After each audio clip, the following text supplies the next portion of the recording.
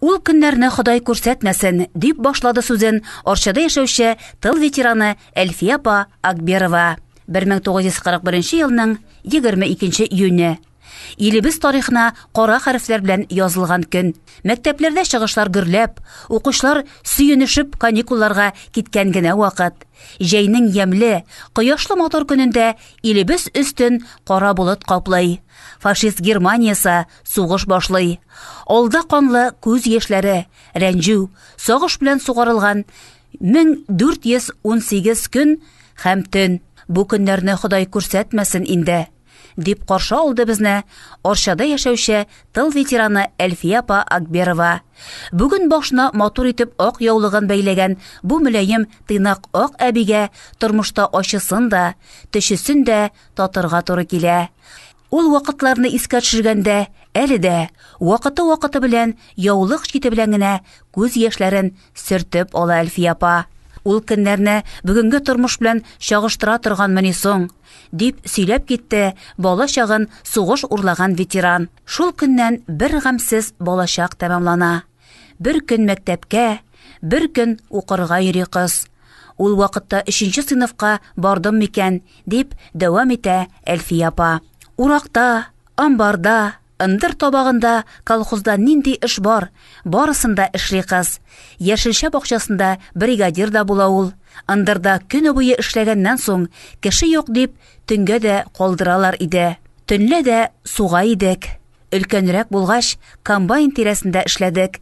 Көлтәләр биреп тордык. Бүгенге тормышна шөкер итеп яшәсә дә, сугыштан соң да җиңел тормыш көтеп тормый әле аны. Сугыш беткәч паспорт алып, вагоннар төзелешендә эшләп ала. Аннан әнә Утаратыга кайтып, май заводына урнаша. Ул завод беткәч, Орча май заводына килә кыз. Язмышы да биредә көткән була аны. Орчада ук булачак тормыш иптәше Тәлгать белән таныша. Кызганыч, иптәшенең гомере генә кыска була. 50 яшында тол кала Әлфия апа.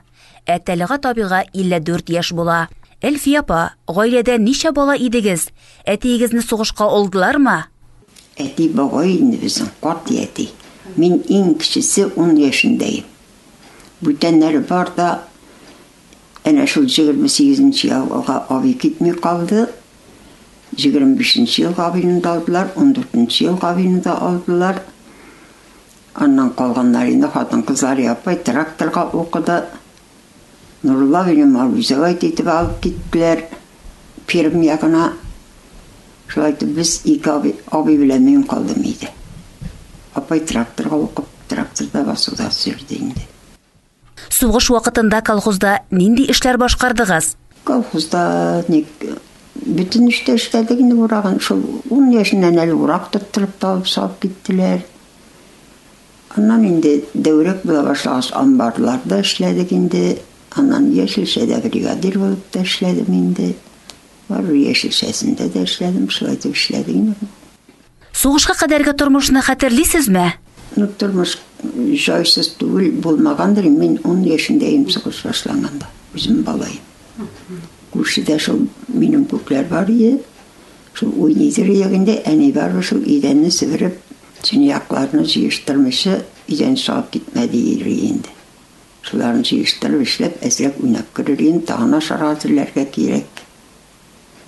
Тагын ашарга кайталар ич. Шулай итеп, шуларга ашарга әзерләп, шулай итеп яшәдек инде. Аннан үзем эшли башладым инде. Амбарда калмады, ындырда калмады инде, урагы да калмады. Бөтенесен эшләдек колхоз эше. Әлфия апа, сугыштан соңгы еллар турында да сөйләгез әле. Сугыштан соң инде юк, эшләдем генә инде, мин аннан укуны дәвам итмәдем. 5-дә шул нитмәгәч, укый алмагач, чакырмадылар да, аннан соң төшмәдем мин мәктәпкә. Шул 4 класс белән калдым. Колхозда эшләдем инде шул. Әлфия апа, авыр булса да, сугыш вакытындагы хатирәләрегез белән уртаклашыгыз инде. Аякта чабата инде. Ашарга шул бәрәңге булды, ашыдыр ягында. Бәрәңге бакчада инде көрөк белән касып шул бәрәңге утыртып. Шул бәрәңге дә җитмей торган инде. Нишисең үлә, Чечен. Сугыш бетү турында хәбәрне кайда ишеттегез? Яшелчә казып менеп киләләр иек урамда. Кычкыралар сугыш беткән дип, анда авылда бер радио бар, бүтән бер хәбәр юк. Теге сельсоветка телефоннан мазар әйткәннәрдер инде. Шул радиодан әйткәннәрдер. Менә шуннан бүтән кеше сикерә, шулай булды инде сугыш беткән. Ул вакытта нинди хисләр кичердегез? Бүтән авыл шаукыпты бит инде сугыш беткән дип ничек ышанмыйсың инде. Шул сөйүнүштөн жыладык инде. Шундан инде әзерәк аванс бирә башладылар, шунда 2-3 кило булса да, шундан рәтләнеп киттек, шушы тормышка җиттек инде, Аллага шөкер. Шулай инде рәтләнеп, шулай да әкрен-әкрен.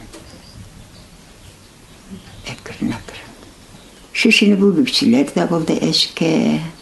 Инде моның хәтлегә эшкә җиткәч, инде яшьләр күрмәсен инде. Ул хәлләрне. Xuday күрсәтмәсен дигән инде алар. Искә төшкәчтә бик авыр бит ул кызым. Башкы өстенә кайтып, өйгә керер хәл булмаса утырып шаларыяк. Башкы өстендә инде юк. Аяклар тишенер хәл булмаса, аяклар шешенгән булыр инде ул кызым. Искә төшкәсеннән шыдап булмыш улаңар кызыман искә төшерергә кирәкми. Бик авыр заман булды бит инде ул, бик авыр заман булды бит инде ул. Худай күрсәтмәсен генә инде аны хәзерге балаларга. Хәзерге кеше аңа чыдый алмас дип беләм. Элекке кешеләр ул чыдамрак булган, түзәк килгән. Юклыгына, барлыгына, хәзер бит кеше бик барлыкка гына өйрәнде. Худай күрсәтмәсен, әллә ни кылынып бетәрләр андыйлар. Без Аллаһына сакласын дип әйтәм инде, Аллаһына сакласын ул сугышларда. Юнан искә төшә торган түгел кызым җаным. Бүтәнләй кәеф китә искә төшергәченнән.